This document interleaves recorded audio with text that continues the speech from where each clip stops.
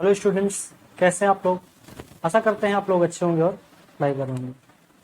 हमने अपने पिछली वीडियो में प्रश्नावली 4.3 के जो क्वेश्चंस नंबर 1 में दे रखे थे उन्हें हमने सॉल्व किया था और ये भी साथ ही साथ जाना था कि द्विघात समीकरण के मूल क्या होते हैं और मूलों की प्रकृति कैसी होती है, उनको जानने की कंडीशन क्या होती है, ये हमने जाना। आज हम लोग इस वीडियो में देखेंगे जो प्रश्नावली 4.3 के क्वेश्चन नंबर 2 में 2 क्वेश्चन दे रखे हैं उन्हें। ठीक है, तो चलिए हम लोग देखते हैं इन क्वेश्चनों को। पहले मैं क्वेश्चन पढ़ दे रहा हूं, उसके बाद आप लोग देखिए। स्क्रीन के नीचे आपको क्वेश्चन दिख रहा होगा, आप लोग वहां से देख सकते हैं।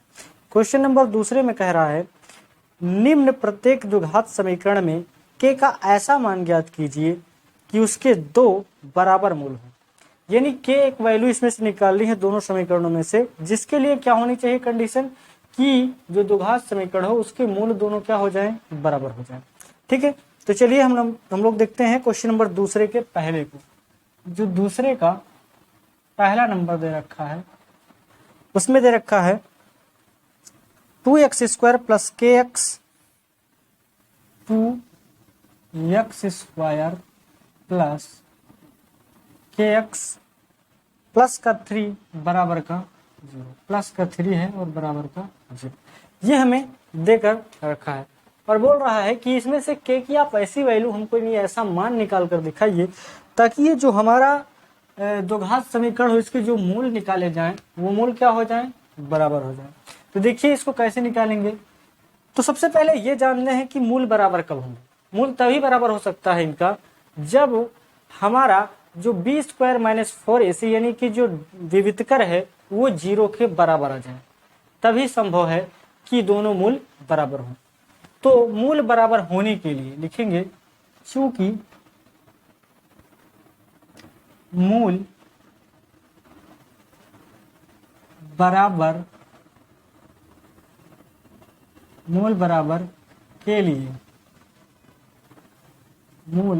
के लिए क्या करना पड़ेगा हमें, जो b² माइनस 4ac उसे होना चाहिए बराबर के। चूंकि मूल बराबर के लिए क्या होगा, b² माइनस 4ac बराबर 0 होगा। अब देखिए करेंगे क्या, इसी में हम इसमें से वैल्यू निकाल करके b की, a की और c की रखेंगे। अगर आप ध्यान से देखेंगे तो b की जगह पे यहाँ k आपको नजर आ रहा होगा, b की जगह k। यदि आप इसे x² plus bx plus c बराबर 0 से तुलना करेंगे तो आप पाएंगे कि k की वैल्यू, b की जो वैल्यू है वो k है। ठीक है, चूंकि मूल बराबर के लिए हमारे क्या होता है b² माइनस 4ac बराबर 0 होगा, इसलिए b की जगह हम क्या रखेंगे k, यानी k का स्क्वायर हो जाएगा माइनस 4 सूत्र के अंदर है गुणे, a की जगह आपको 2 मिलेगा और c की जगह आपको मिलेगा 3 और बराबर का 0। देखिए k का स्क्वायर माइनस 4 दूनी 8 3 का 24 बराबर का 0।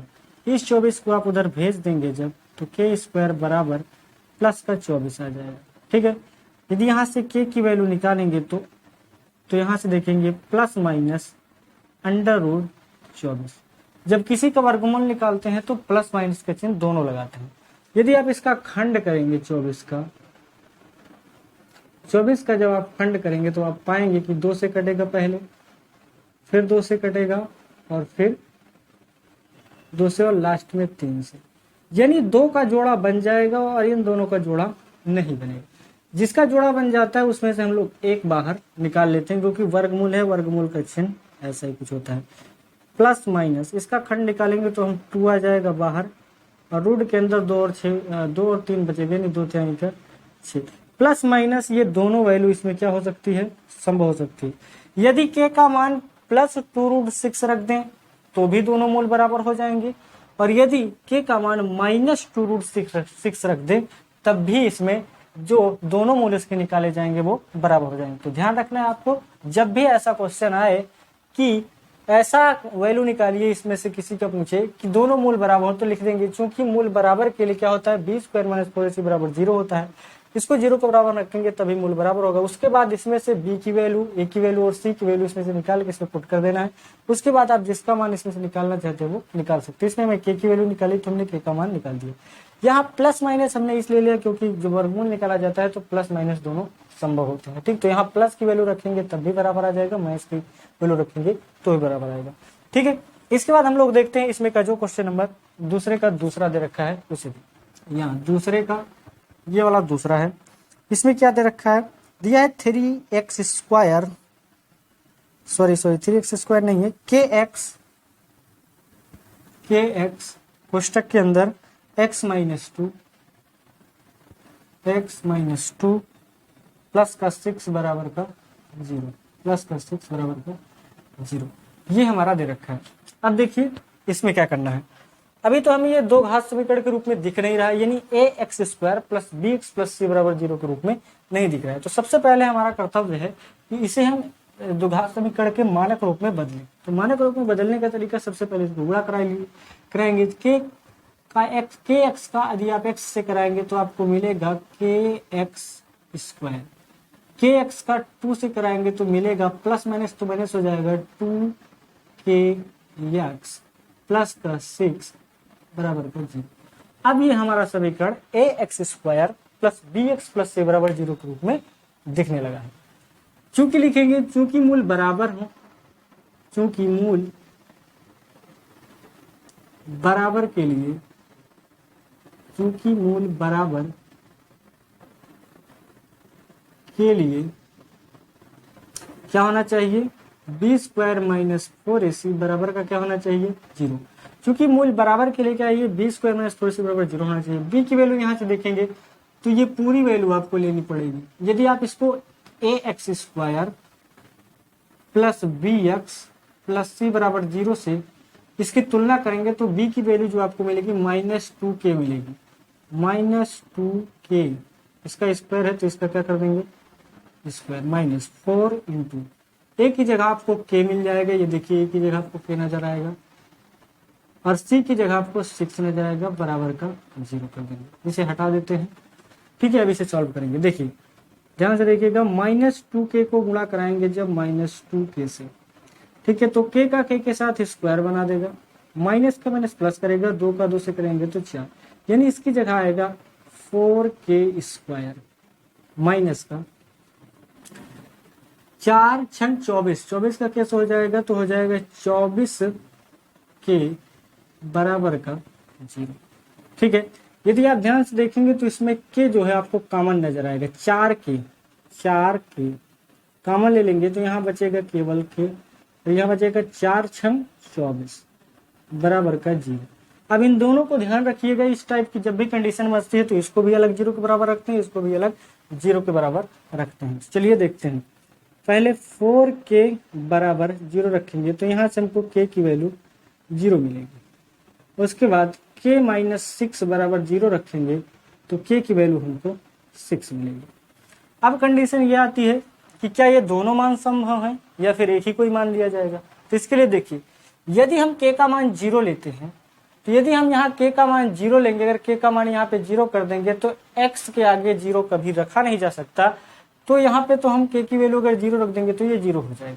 तो मैंने पहले ही वीडियो में बताया था कि x² के आगे कभी भी 0 नहीं हो सकता, यानी a का मान कभी भी 0 नहीं हो सकता। अगर इस टाइप का समीकरण दिख रहा है x² plus bx plus c बराबर 0 है, इसमें a कभी भी 0 के बराबर नहीं होता है, इसलिए यहाँ पे हम k की वैल्यू को नहीं ले सकते। इसलिए हमारा फाइनल आंसर क्या हो जाएगा कि हमारा k का जो मान होगा वो 6 होगा। यहाँ लिख देंगे k बराबर 0, ये जो मान है ये क्या है, संभव नहीं है, संभव नहीं, ये वैल्यू हमारी संभव नहीं है, ठीक है। इसलिए हमारा k का जो मान हो जाएगा वो क्या हो जाएगा, k बराबर हम केवल 6 रख सकते हैं, ये हमारा फाइनली आंसर हो जाएगा, ठीक है। मैंने बता दिया कि k का मान 0 क्यों नहीं लिया जा सकता है, ठीक है। चलिए अब हम लोग देखते हैं आगे हमारा जो क्वेश्चन दिया हुआ है तीसरा नंबर, ठीक है। चलिए मैं क्वेश्चन को पढ़ रहा हूँ, क्वेश्चन नंबर तीसरा, स्क्रीन के नीचे आपको क्वेश्चन नजर आ रहा होगा, आप लोग क्वेश्चन को मिला सकते हैं। चलिए देखिए, क्वेश्चन नंबर तीसरे में कह रहा है, क्या एक ऐसी आम की बगिया बनाना संभव है जिसकी लंबाई चौड़ाई से दुगनी हो और क्षेत्रफल 800 मीटर स्क्वायर हो। यदि है तो उनकी लंबाई और चौड़ाई ज्ञात कीजिए, ठीक है। लंबाई चौड़ाई की बात कर रहा है, इसका मतलब है कि ये कोई बगिया है जो आयताकार होगी, पहली बात, जिसमें लंबाई और चौड़ाई होती है वो आयताकार संभव है, ठीक है। कह रहा है कि लंबाई जो है वो चौड़ाई से दुगनी है, लंबाई जो है वो चौड़ाई से दुगनी है। तो चलिए देखते हैं क्वेश्चन नंबर तीसरे को। देखिए, यदि मान लें कि हमारी ये बगिया है, ठीक है दोस्तों, ये हमारी हो गई बगिया। लंबाई चौड़ाई की बात किया, इसका मतलब है कि उसमें आयताकार के रूप में बनेगी। देखिए ध्यान से, अभी क्या है, कह रहा है कि जो लंबाई है वो चौड़ाई से दुगनी है, ये चौड़ाई होगी और ये लंबाई होगी।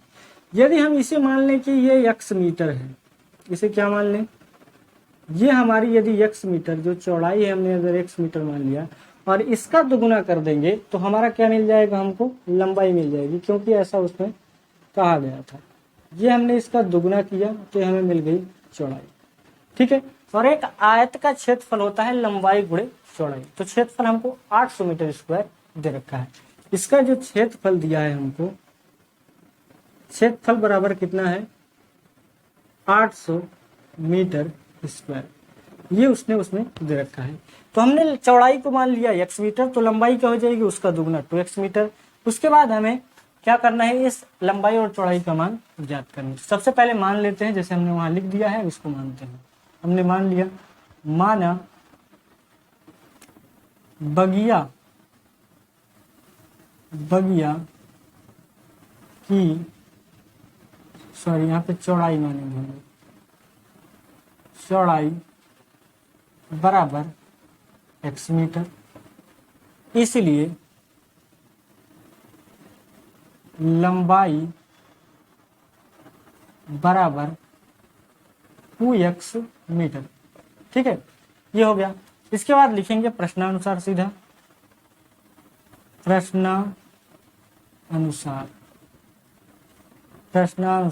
प्रश्नानुसार में देखिए ध्यान से, क्या कर देंगे हम, इसको दिया हुआ है क्षेत्रफल दिया है, तो क्या होता है, क्षेत्रफल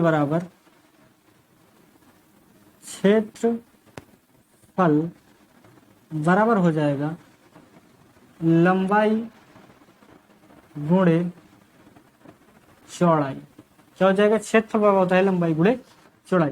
क्षेत्रफल आपको दे रखा है 800 बराबर, लंबाई आपको दिया है 2x और चौड़ाई दिया है x, तो हो जाएगा 800 बराबर, इसका कराएंगे तो आप तो 2x स्क्वायर आएगा। इसको इधर ला लेते हैं, इसको उधर भेज देते हैं, ठीक है, कोई दिक्कत नहीं, इससे उधर से भी आप सॉल्व कर सकते हैं। इधर रखेंगे तो थोड़ा आसान रहेगा, हमको कैलकुलेशन में बढ़िया लगेगा। 800 हो जाएगा। देखिए 2 से अगर आप काटेंगे तो 2 चौक का 8, 400 बार में ये कट जाएगा। यहाँ आएगा x स्क्वायर बराबर 400। यहाँ से यदि हम x की वैल्यू निकालेंगे तो प्लस माइनस अंडर रूट 400। ये अंडर रूट क्यों आया, जब इधर ये वर्ग में है उधर जाएगा तो वर्गमूल में बदल जाता है, ठीक है, इधर वर्ग में है उधर जाएगा तो वर्गमूल में बदल जाएगा। अब देखिए यहाँ ध्यान से, यदि आप यहाँ से x की वैल्यू निकालेंगे तो जब आप 400 को तोड़ेंगे तो 20 बिसहन्नम 400 होता है, यानी 20 का गुणा आप 20 से कराएंगे तो इसमें से 2 जोड़ा बन जाएगा और एक 20 बाहर निकल के आ जाएगा। यदि आपको ऐसे नहीं समझ में आ रहा है तो इस 4 को आप खंड कर डालिए और इसका वर्गमूल जब आप निकालेंगे तो आपको 20 मिलेगा। प्लस माइनस का क्या मिल जाएगा हमको, 20। अब देखिए इसमें प्लस और माइनस दोनों आ रहा है, ठीक है, लेकिन हम इसमें से केवल प्लस या माइनस में से कोई एक ही ले सकते हैं। ऐसा क्यों, क्योंकि यदि आप माइनस ले लेंगे तो यहाँ पर ये खेत की या बगिया की लंबाई और चौड़ाई है। मैंने बताया है लंबाई या दूरी कभी भी ऋणात्मक नहीं हो सकती, तो इस केस में हम x बराबर जो -20 है उसे नहीं ले सकते। तो लिख देंगे x बराबर माइनस का जो 20 है वो संभव नहीं है। क्या है वो, संभव नहीं, इसे नहीं लिया जा सकता। इसलिए x की फाइनल वैल्यू क्या आएगी, x बराबर तो 20 मिलेगा प्लस वाला। तो अगर हम चौड़ाई की बात करें, यदि हम बात करें चौड़ाई की, तो चौड़ाई का हमने क्या माना था, चौड़ाई को हमने माना था x और x की वैल्यू आई है 20। लंबाई हमने क्या माना था, लंबाई बराबर जो आएगा 20 का दुगुना यानी 2 गुणे 20 बराबर कितना आएगा, 40 मीटर। ये भी मीटर में ही रहेगा, ठीक है। ये हो गया हमारा फाइनली आंसर। हमने निकाल दिया कि बगिया की जो चौड़ाई है वो 20 मीटर है, लंबाई जो है वो 40 मीटर है। इसका मतलब है कि ऐसी बगिया बनाना संभव है। ठीक है, क्या लिख देंगे, बगिया बनाना संभव है और लंबाई बराबर 40 मीटर है और चौड़ाई बराबर 20 मीटर है। तो ये हमारा था क्वेश्चन नंबर 3 का सोल्यूशन। तो आज के लिए बस इतना ही, मिलते हैं आपसे अपने अगले वीडियो में।